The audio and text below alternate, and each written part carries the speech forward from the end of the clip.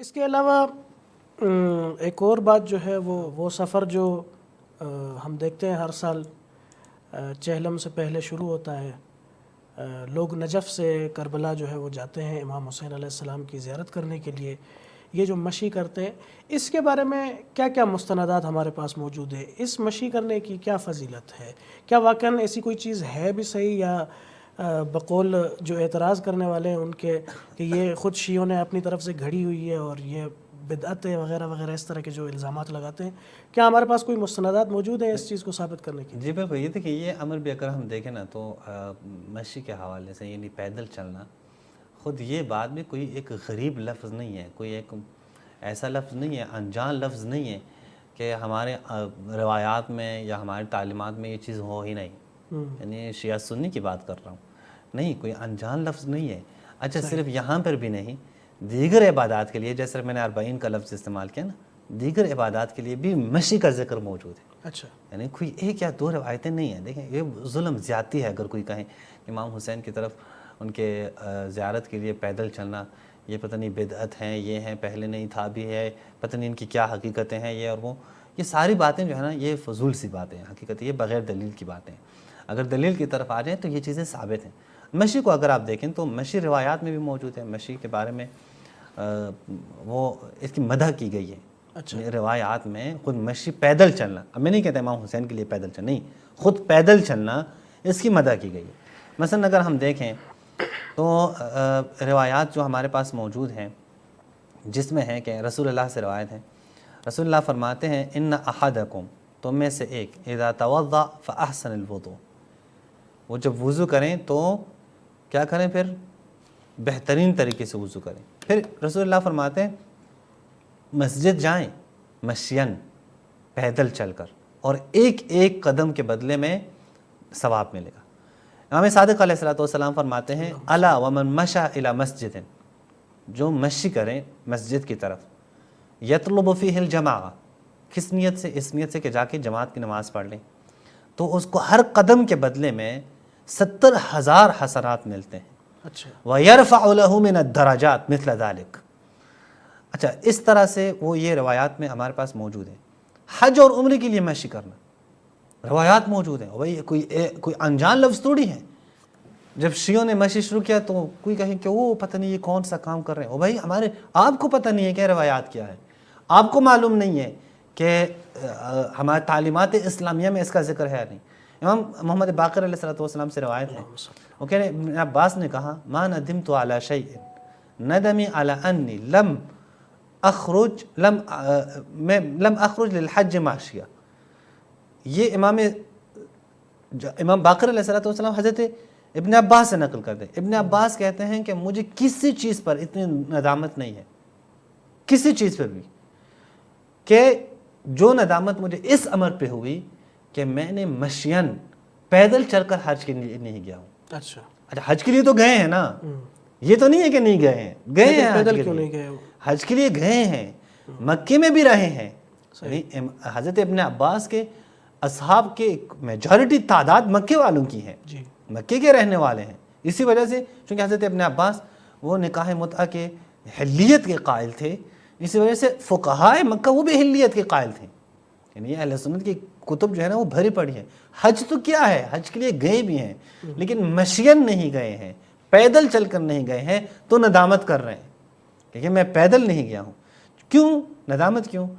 چونکہ میں نے رسول اللہ سے سنا ہے، حضرت ابن عباس فرماتے ہیں من حج بیت اللہ، جو اللہ کے گھر کی حج کریں، یعنی حج کے لیے جائیں، ماشین، کس حالت میں؟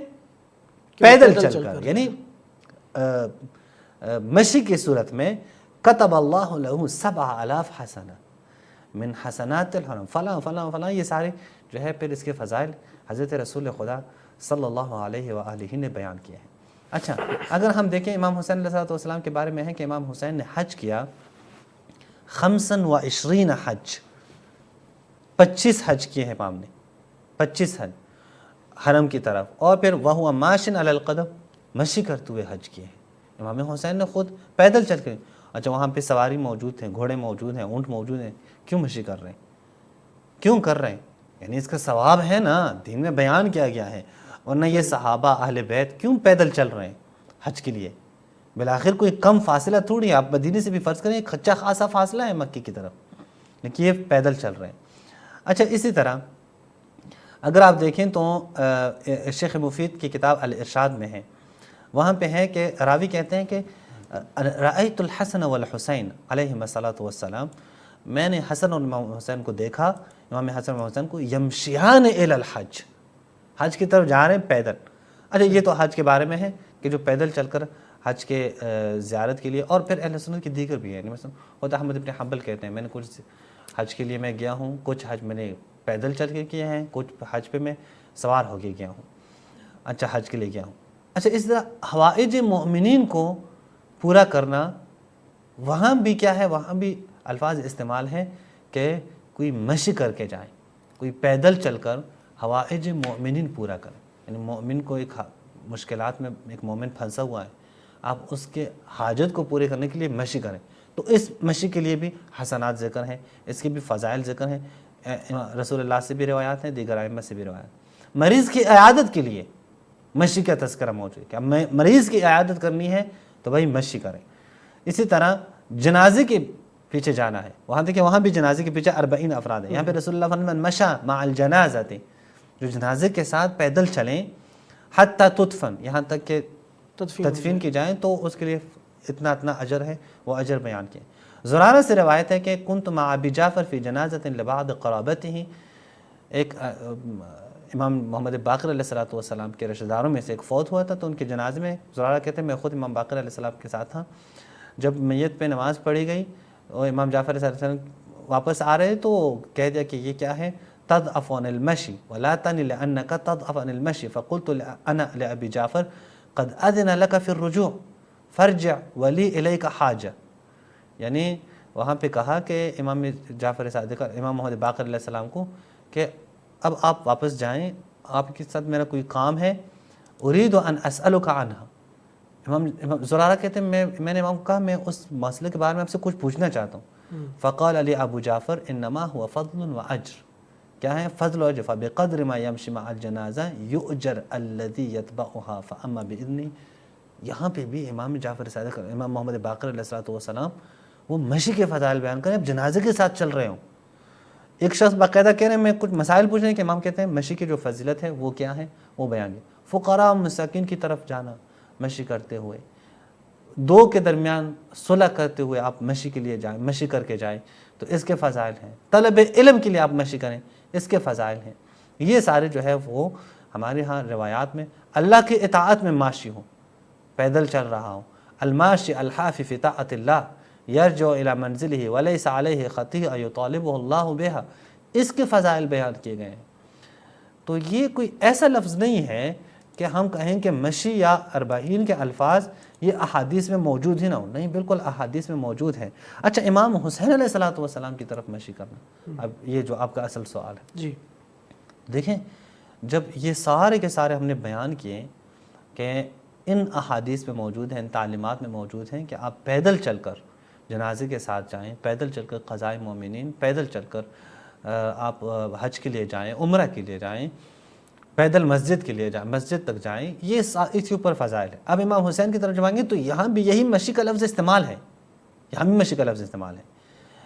کیا کہتے ہیں، ثویر بن ابی فاختہ کہتے ہیں کہ مجھے امام محمد باقر علیہ السلام نے بیان کیا، یا حسین من خرج، چونکہ ان کا نام حسین ہے، حسین بن علی بن ثویر بن ابی فاختہ، وہ کہتے ہیں یا حسین من خرج من منزلہ یرید زیارت الحسین ابن علی ابن ابی طالب، جو گھر سے نکلیں کس لیے، یہ ارادہ کر کے کہ امام حسین کی زیارت کریں، ان کان ماشین، دیکھیں یہاں پہ بالکل واضح ہے، روایت میں بالکل واضح ہے، اگر وہ ماشی ہوں، وسائل حر عملی میں، وسائل شیعہ میں یہ روایت ہے، پیدل جائے، اگر پیدل جائیں کتب اللہ لہ بکل خطوہ حسنہ، تو ہر قدم کے بدلے میں اللہ اس کی ایک نیکی بڑھائے گا اور اس کی گناہ جو ہے وہ مٹائے گا۔ وَإِنْ كَانَ رَاكِبًا، اگر راکب ہیں تو پھر اس کے فضائل بیان کریں، چونکہ خود امام حسین کی طرف جا رہے ہیں۔ تو اس روایت میں بھی آپ دیکھیں حتی اذا صار بالحائر، یہاں تک کہ حرم امام حسین تک پہنچیں تو اللہ اس کو صالحین میں شمار کرتا ہے۔ جب مناسک انجام دیں تو اللہ اس کو فائزین میں شمار کرتا ہے، کامیاب لوگوں میں۔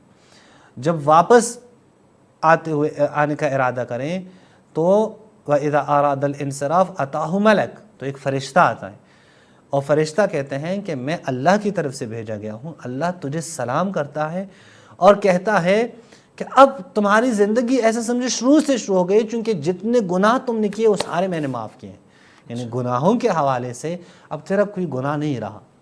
یہ دیکھیں اس روایت میں جو وسائل شیعہ میں جناب حر عاملی نے ذکر کیے ہیں، یہ بیان ہے کہ یہ واضح دلالت ہے، واضح دلالت۔ اچھا، اسی طرح اگر آپ دیکھیں تو امام صادق علیہ السلام سے بشیر الدہان نے روایت یہ ہے کہ ان الرجل لیخرج الی قبر الحسین فلہ اذا خرج من اہلہ باول خطوہ مغفرۃ ذنبہ، کہتے ہیں ایک شخص جب امام حسین علیہ السلام کی زیارت کے لیے نکلے اپنے گھر سے تو پہلے قدم ہی کیا ہے، اس کے گناہوں کو مٹانے کا سبب بنتا ہے، پہلا قدم۔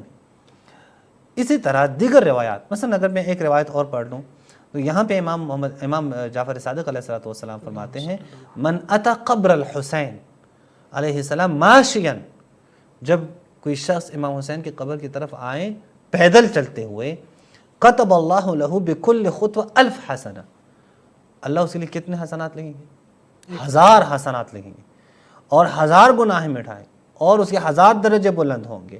یہ پھر امام علیہ السلام نے وہ سارے بیان کیے ہیں کہ جب آپ نے جانا ہو تو فرات جائیں، وہاں غسل کریں، پھر امام کی حرم کی طرف آ جائیں، پھر جب باب سے داخل ہوں باب الحائر پہ جائیں گے، وہاں تکبیر کہیں۔ یہ سارے طریقے امام علیہ السلام نے بیان کیے ہیں کہ آپ نے حضرت امام حسین کی زیارت کیسے کرتی ہیں۔ بس یہ بات کرنا کہ مشی کے حوالے سے یہ چیز جو ہے نا وہ ثابت نہ ہو، یہ کچھ احادیث ہیں جو میں نے بیان کی، باقی میں نے چھوڑ دیا۔ مثلا امام صادق علیہ السلام سے پھر بھی ہیں کہ ایک راوی کو کہتے ہیں علی بن میمون کو کہ آپ جائیں امام حسین کی زیارت کریں، اسے مت چھوڑنا۔ تو راوی کہتے ہیں میں نے امام سے پوچھا کہ کتنا ثواب ہے؟ من اتاہ ماشیا، امام کہتے ہیں جو جائیں پیدل چل کر، کتب اللہ لہ بکل خطوہ حسنہ، ہر قدم کے بدلے میں کیا ہے، ایک حسنہ موجود ہے۔ سدیر سیرفی سے روایت ہے، ابو سعید القاضی سے روایت ہے، میں نے یہ ساری روایات جمع کی ہیں۔ اسی طرح ایک مشق کے لیے جو روایات ہم استفادہ کرتے ہیں جو ہماری کتابوں میں موجود ہیں، یقیناً یہ روایات بہت زیادہ ہیں، اور ہماری کتابوں میں، احادیث کی کتابوں میں، کہ آپ اگر پڑھ لیں گے یہ کوئی شخص اسے ان روایات کا علم ہو، پھر بھی وہ کہیں کہ نہیں مشق ہے یا نہیں ہے، میرے خیال میں کہ ایسے شخص کا پھر کوئی علاج نہیں ہے ہمارے پاس۔ ہم تو اہل بیت کی احادیث بیان کرتے ہیں، اہل بیت کی طرف سے لے کے آتے ہیں، اہل بیت سے ہم پیش کرتے ہیں۔ جب پھر بھی نہیں مانیں گے تو اس کے علاوہ کوئی اور علاج پھر نہیں ہے۔ جیسے نہیں ماننا تو نہیں مانو، بنی اسرائیل بھی نہیں مانتے تھے، بنی اسرائیل بھی حضرت موسیٰ کے پاس سکتے ہیں، یا موسیٰ ہمیں نہیں، لن نؤمن لک، نہیں ایمان لاتے تو حتی نر اللہ جہرا، جب تک ہم خود خدا کو اپنے سامنے بیٹھا ہوا نہ دیکھیں اس وقت ہم ایمان نہیں لائیں گے۔ تو پھر ٹھیک ہے، پھر تو ان لوگوں کے لیے کوئی علاج ہی نہیں ہے۔ جہاں تک یہ بات ہے کہ ہم اہل بیت کی احادیث کی طرف جاتے ہیں تو امام صادق علیہ السلام سے، امام محمد باقر علیہ السلام سے، دیگر ائمہ سے، امام حسین علیہ السلام کی زیارت کے لیے جانا، پیدل چلنا، اس کا ثواب ذکر ہے، اس کی ترغیب دی گئی ہے، اور ایک ایک قدم کے بدلے میں حسنات بیان کیے گئے ہیں، مغفرت کا سبب بنتا ہے، انسان کے گناہ معاف کیے جاتے ہیں، انسان کے درجات بلند کیے جاتے ہیں، انسان کی سعادتوں میں اضافہ ہوتا ہے، انسان شقاوتوں سے دور ہو جاتا ہے۔ اور پھر وہ سارا طریقہ جو امام علیہ السلام نے زیارت کے لیے بیان کیا ہے وہ بھی ہماری احادیث میں موجود ہیں، کہ یہ پڑھ کر میرے خیال میں جو متعصب نہ ہو وہ کبھی بھی شک نہیں کر سکتا۔ جی، ہم شکریہ ادا کرتے ہیں جناب سید ابو عماد حیدری صاحب کا، جنہوں نے بہت ہی اچھے طریقے سے سوالات کے جواب دیے۔ آپ سب ناظرین سے اجازت چاہتے ہیں، انشاءاللہ اگلے پروگراموں میں آپ کی خدمت میں حاضر ہوں گے۔ والسلام علیکم ورحمۃ اللہ وبرکاتہ۔